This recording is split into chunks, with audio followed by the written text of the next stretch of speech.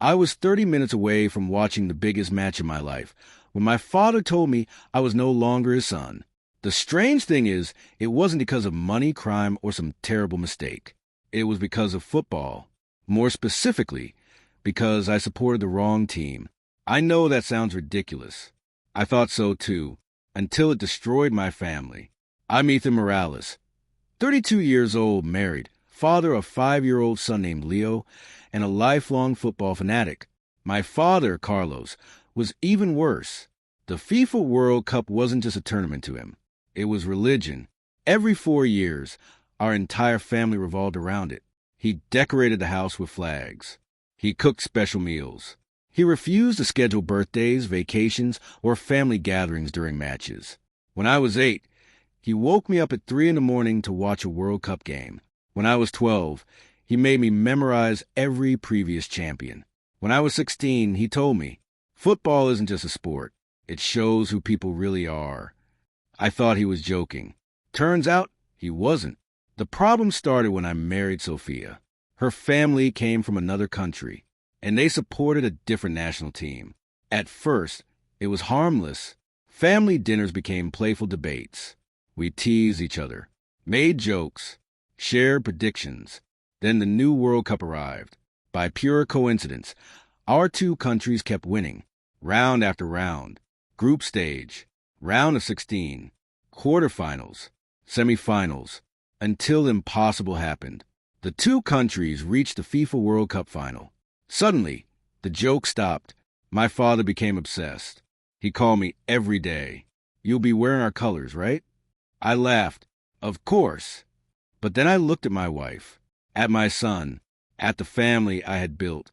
Leo had been wearing both jerseys for weeks. He didn't understand national rivalries. He just loved football. One night, he asked me, Daddy, can both teams win? I smiled. I wish. Then he asked, who are you cheering for? I didn't answer immediately, because honestly, I didn't know. I love my country, but I also love my wife's family. And somehow the World Cup final had become bigger than football. It had become a choice. A few days before the final, Sophia's father invited everyone to his house.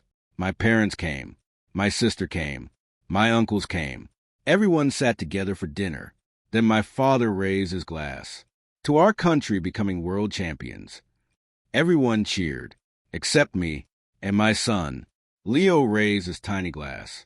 I want Mommy's team to win. The room went silent. Sophia laughed. I laughed. Nobody else did. My father's face hardened. He looked at me. You taught him that? No, he's 5. Did you teach my grandson to support another country? Dad, relax. I'm asking a question. He likes both teams. My father stared at Leo, then back at me. You need to fix this. I thought he was kidding. He wasn't. The next day, he showed up at my house carrying a jersey, our country's jersey. He handed it to Leo. You're wearing this on Sunday. Leo smiled politely. Then he ran to his room. He came back carrying his other jersey. I want this one. I almost laughed. My father didn't. He looked at me. You failed him. I blinked. What? You failed as a father. The room suddenly felt cold. Sophia stepped beside me. Carlos, that's enough. No. He pointed at me. My son used to understand loyalty. I couldn't believe this conversation was real. Dad, he's 5. It's not about him. Then what is it about? He looked directly into my eyes. It's about you. I stared at him. Then he said the sentence that changed everything. If you sit with that family and cheer against your own country, don't call me your father again. Silence. Complete silence. My son looked confused. Sophia looked horrified. And I realized something. For my father, this had never been about football. It was about choosing sides. And somehow, the FIFA World Cup Final had just become a battle for my family. The entire room went quiet. My father had never spoken to me like that before. Not once. Even as a teenager. Even when I crashed his car at 17. Even when I dropped out of college for a year. But now, because of football, he looked at me like I had betrayed him. Dad, I said carefully, this is insane. No, he replied. What's insane is forgetting where you come from. Sophia stepped forward. No one is forgetting anything. He ignored her. He kept staring at me. You married into another family, and now suddenly you don't know which team you're supporting? I couldn't believe this. It's a game. He looked offended. A game. I immediately regretted saying it. To my father, those words were blasphemy. He shook his head. I spent your whole childhood teaching you pride. You taught me to love football. I taught you loyalty. I glanced at Leo. He was sitting on the floor, playing with toy cars. Thankfully, he wasn't following the conversation. I lowered my voice. Dad, you're making this bigger than it is. No, you're making it smaller. Sophia finally had enough. He's not choosing between countries. He's choosing peace. My father's eyes narrowed. There is no peace in a final. I almost laughed, except he was serious. My mother finally spoke. Carlos, stop. No, she sighed. You're embarrassing yourself. I am protecting my family. I rubbed my temples. Protecting us from what? Flags? Jerseys? A football match? I looked at him. What exactly do you want from me? He answered immediately. I want you at my house on Sunday. I frowned. What? Our entire family is watching the match together. I looked at Sophia, then back at him. We already have plans. Cancel them. No. He blinked. No. We promised Sophia's family we'd watch it with them. His face hardened. So you're choosing them. I'm choosing my wife. The words hit him like a slap. He stepped backward. You actually said it. I suddenly realized we weren't arguing about football anymore. We were arguing about control. All my life, my father had decided everything. Which teams we supported, where holidays were spent, which traditions mattered. Now I had my own family, and he couldn't accept it. You've changed, he said quietly. I almost smiled. I was 32 years old. Of course I'd changed. You raised me to be independent. No, he shook his head. I raised you to have principles. Sophia crossed her arms. And because his principles don't match yours anymore, he's suddenly a bad son. My father looked at her. For a long moment, neither spoke. Then he said something that made my blood run cold. You took him away from us. Silence. What? Sophia asked. Ever since he married you, everything changed. I couldn't believe it. Dad, you spend holidays with her family. We split holidays. You let my grandson wear another country's colors. He's a child. You stopped coming to our football nights. I stared at him, because suddenly, this wasn't about the World Cup. This had been building for years. He wasn't angry about one match. He felt like he was losing me. And somehow, football had become the symbol of it. My mother seemed to realize the same thing. Carlos. No. His voice cracked. No. That surprised me. I looked at him carefully. He looked angry. But underneath the anger, he looked hurt. Actually hurt. He looked older. Tired. Suddenly, I remembered something. After Mom retired, Dad didn't really have hobbies. Most of his friends had moved away. My sister lived in another city. I was busy with work and raising my son. Football nights had become rare. The World Cup was probably the thing he'd been looking forward to for years. I softened. Dad? But he kept talking. You used to sit beside me every World Cup. I didn't answer. You used to wear our jersey. Silence. You used to call me before every match. I swallowed, because he was right. I used to, before life became complicated, before work, before marriage, before parenthood. For a second, I saw not an angry father. I saw a lonely man. Then Leo walked over. Daddy? I looked down. He held both jerseys in his hands, one in each hand. He smiled. I have an idea. Everyone looked at him. I can wear both. I almost laughed. Sophia smiled. Even my mother smiled. But my father didn't. Leo looked at him. Grandpa? No answer. Are you sad? My father's face changed. He looked at his grandson, then at the jerseys, then back at him. And for one brief second, he looked like he might cry. Instead, He simply turned around. I'm leaving. Dad. He didn't stop. Dad. He reached the door. Then he looked back at me. If you're not at my house on Sunday, silence. Then I guess I finally know where I stand in your life. Then he walked out. My mother followed him. The front door closed. The house became completely silent. Leo looked confused. Did I make Grandpa mad? I knelt beside him. No, buddy. Then why is he sad? I looked at the door. I honestly didn't know, because suddenly I wasn't sure my father cared who won the FIFA World Cup. I think he was terrified of losing something else entirely, and I had less than 48 hours to figure out what it was. I barely slept that night.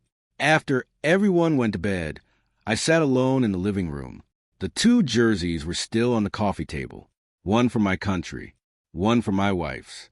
I stared at them for almost an hour. I kept thinking about what my father had said. I guess I finally know where I stand in your life. The thing was, I knew exactly where he stood. My dad wasn't perfect. He could be stubborn, controlling, and impossible to argue with. But he was also the man who worked double shifts so I could play youth football. The man who drove 6 hours just to watch me sit on the bench during a high school tournament. The man who cried when I scored my first goal. Football had always been our thing. Maybe that's why this hurt him so much. I was still thinking about it when my phone buzzed. It was my mother. Can you come over tomorrow morning? Please. I arrived at my parents' house at 10. My mother opened the door before I even knocked. She looked exhausted. Where's Dad? I asked. In the garage. I frowned. What's he doing? She sighed. Go see. I walked through the house and into the garage. Then I stopped. I wasn't expecting what I saw. My father was sitting on the floor. Around him were dozens of old boxes, photo albums, soccer balls, trophies, newspaper clippings, even my old football boots. He looked up. Neither of us spoke. Then I noticed something. He was holding a photograph. I recognized it immediately. I was 9 years old. I was sitting on his shoulders during a World Cup celebration. Both of us were wearing jerseys and grinning like idiots. He looked back at the photo. You remember this day? Of course. Our country won. I smiled. You bought me ice cream afterward. He laughed softly. You threw it up in the car. I laughed too. For a few seconds, things felt normal. Then he looked at the picture again. You know why I called your mother? I shook my head. He handed me the photograph. Turn it over. I did. Written on the back was a date and a sentence. Best day of my life with my boy. I looked up. My father was staring at the floor. Then he said something that completely caught me off guard. I thought we'd always watch the World Cup together. I didn't know what to say. He looked older than I'd ever seen him. I know it's stupid. It's not stupid. Yes, it is. He laughed bitterly. I'm a grown man acting like a child over football. I stayed quiet. Then he looked at me. Do you know how many World Cups we watched together? I thought about it. 6. He nodded. 6. Silence. Every 4 years. He looked around the garage. You grew up between those tournaments. I frowned. What do you mean? He smiled sadly. The first one, you were a little kid. He pointed at another picture. The second one, you were in middle school. Another picture. The third one, you got your first girlfriend. Another. The fourth one, you left for college. Another. The fifth one, you introduced me to Sophia. Then he looked at me. And now this one, he didn't finish. Suddenly I understood. The World Cup wasn't about football. It was a timeline, a measuring stick. Every 4 years, another chapter of his life had passed. And now, I had my own family, my own traditions, my own life. To him, this tournament wasn't just another final. It felt like the end of something. I sat beside him on the floor. Neither of us spoke. Finally, I asked, why didn't you just tell me? He laughed. When have I ever been good at talking? Fair point. He looked at the old photographs. I miss you. The words hit me like a punch. I stared at him. Because my father had never said anything like that. Ever. I know you're busy, he said. I know you have your own family. I know I don't see Leo enough. He looked down. But every 4 years, I always knew we'd have this. Silence. And this time, his voice cracked. I realized maybe I don't have it anymore. I didn't know what to say. I just sat there. Then he looked at me. I'm scared, son. I blinked. What? He smiled weakly. I'm getting old. Silence. I retired last year. I nodded. Your sister moved away. I nodded again. You have your own life. He swallowed hard. And suddenly I looked around and realized, I don't know who I am if I'm not your dad watching football beside you. The garage felt very quiet. For the first time in my life, my father looked vulnerable. Not angry, not controlling, just scared. Then he said something that broke my heart. I think I've been saying goodbye to you without realizing it. I couldn't speak. I looked at the old photographs scattered around us. All those years, all those tournaments, all those memories. Then my phone buzzed. I glanced down. It was Sophia. Call me. Something happened. I immediately called. She answered on the first ring. Ethan. Her voice sounded strange. What happened? Silence. Then she said, Leo's gone. Every drop of blood left my body. What? He isn't here. I stood up so fast, I nearly knocked over the boxes. What do you mean he isn't there? We can't find him. My father was already on his feet. I could barely breathe. He left a note. I froze. What note? Her voice trembled. It says, Silence. I'm going to Grandpa's house, so nobody has to fight about football anymore. The phone nearly slipped out of my hand, because my father's house was 30 minutes away, and my 5-year-old son was nowhere inside it. I don't remember hanging up. 1 second, I was in my father's garage. The next, I was running. My father was right behind me. What happened? I could barely breathe. Leo's missing. He stopped. What? He left a note. My father's face went white. I was already at my car. He climbed into the passenger seat without another word. I started driving. Too fast. My hands were shaking. Call Sophia, my father said. I put her on speaker. She was crying. The police are here. What? I called them. Good. That was good. I couldn't think straight. When did he disappear? 20 minutes ago. 20 minutes? He was drawing in his room. I went to fold laundry. When I came back, he was gone. I gripped the steering wheel. He can't have gone far. Then my father spoke. Did he take anything? Silence. His backpack. I felt sick. What else? The 2 jerseys. I looked at my father. He looked devastated. Then Sophia said something else. He also took his piggy bank. I blinked. What? He emptied it. My father closed his eyes. Oh no. I frowned. What? He looked at me. I know where he went. I hit the brakes at a red light. What? He looked heartbroken. He thinks he's fixing this. I didn't understand. Then I remembered. 3 months ago, we'd gone to a sports store. Leo had wanted an expensive football. I said no. He'd taken money from his piggy bank and offered to buy it himself. He believed money solved problems. My God, I suddenly understood. My son thought our families were fighting because of football, and he thought he could fix it. I looked at my father. He went to buy something. Dad nodded. We both spoke at the same time. The sports store. I made an illegal U-turn. The store was 15 minutes away. Longest 15 minutes of my life. Neither of us spoke. Finally, my father whispered, This is my fault. No. Yes. No. I started this. You didn't tell him to run away. He looked miserable. He heard us fighting.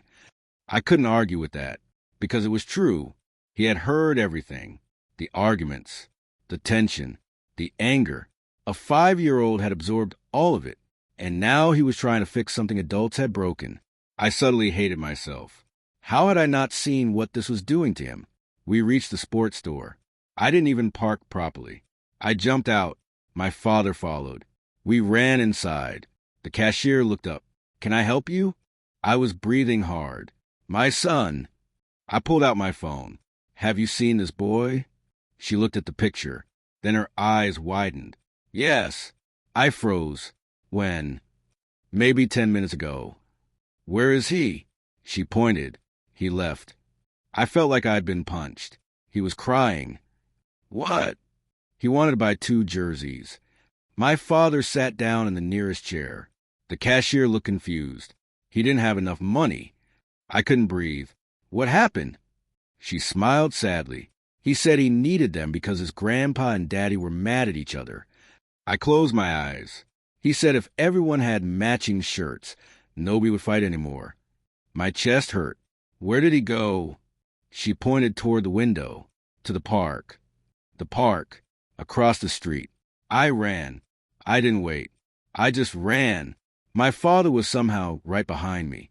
We reached the park. I looked everywhere. Nothing. Then I heard it. A small voice. Grandpa. I turned. There, near the swings. Leo, sitting on a bench, holding 2 football jerseys. I think my legs stopped working. My father walked past me. Slowly. Leo looked up. His face lit up.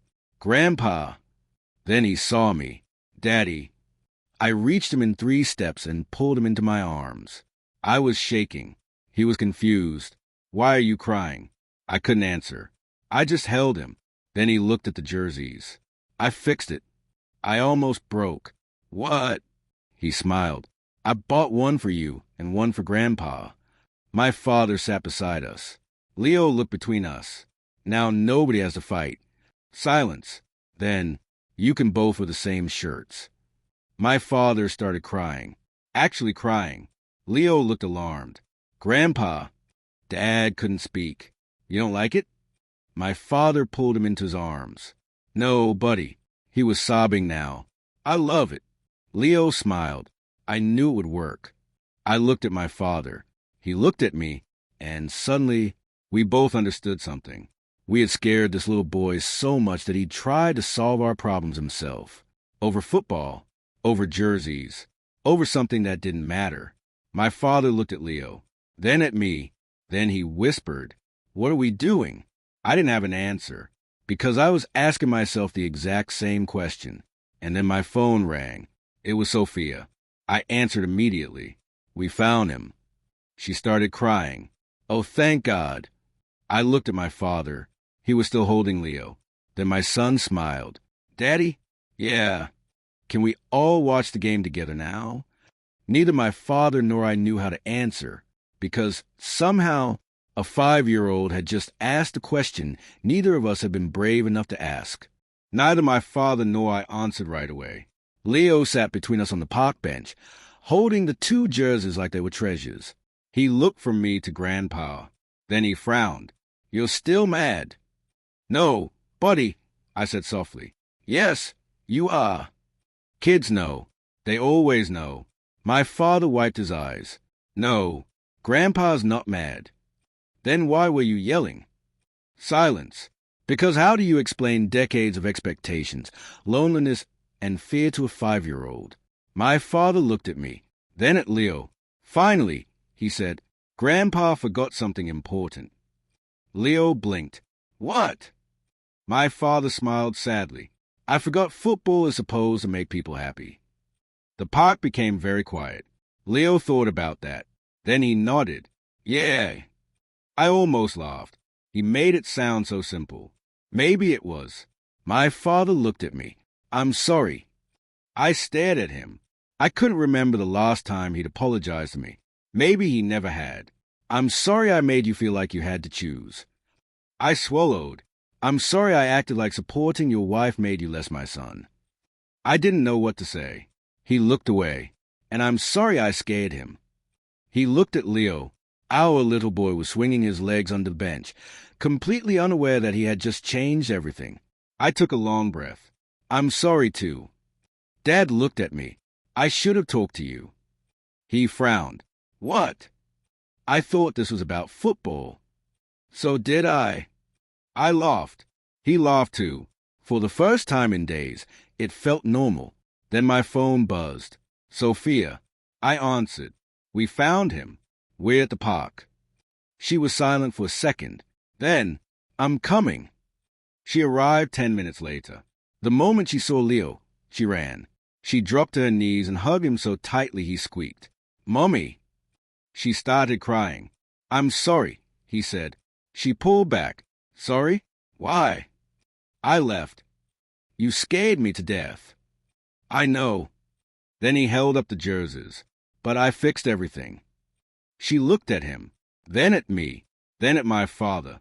She understood immediately, and suddenly she started crying even harder. My father stood up. "Sophia." She looked at him. "I'm sorry." She blinked. "For what?" "For all of it." She said nothing. He took a deep breath. "I blamed you." She looked surprised. "I thought you were taking my son away from me." Silence. But he wasn't going anywhere.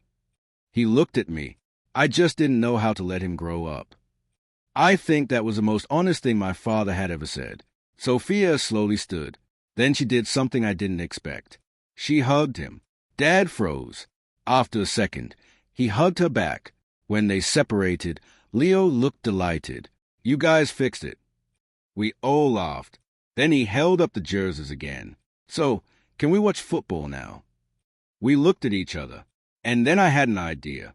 An hour later, we were all sitting in my living room. Me, Sophia, Leo, my parents. My mother had cried when she heard what happened. She hadn't let go of Leo since arriving. The television showed the pre-match coverage.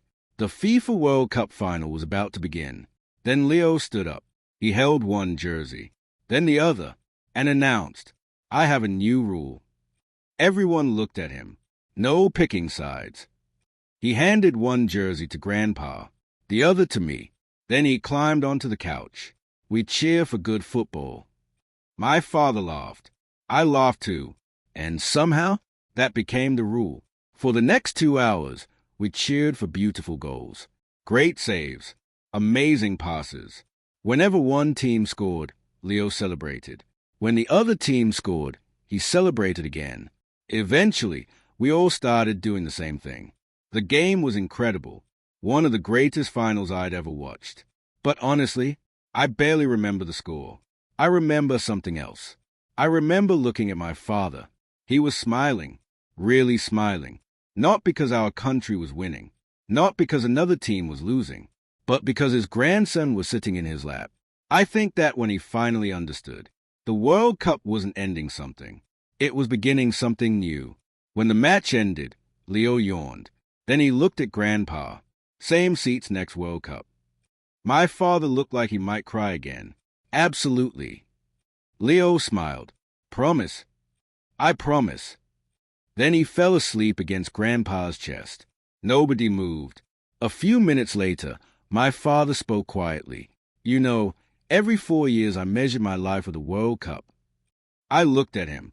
"When you were little, then a teenager, then a man." He smiled at sleeping Leo. "I guess I get to start over." I looked at my son, at my wife, at my parents, and suddenly I realized something. Families don't break because people change. Families break when we refuse to let each other change. Football didn't nearly destroy us. Fear did. The fear of being replaced. The fear of being forgotten. The fear of letting go. That night, after everyone left, I carried Leo to bed. Half asleep, he opened one eye. "Daddy." "Yeah, buddy." "Who won?" I smiled. I kissed his forehead. "We did." He nodded like that made perfect sense. Then he fell asleep. And honestly, I don't think I've ever given a true answer in my life.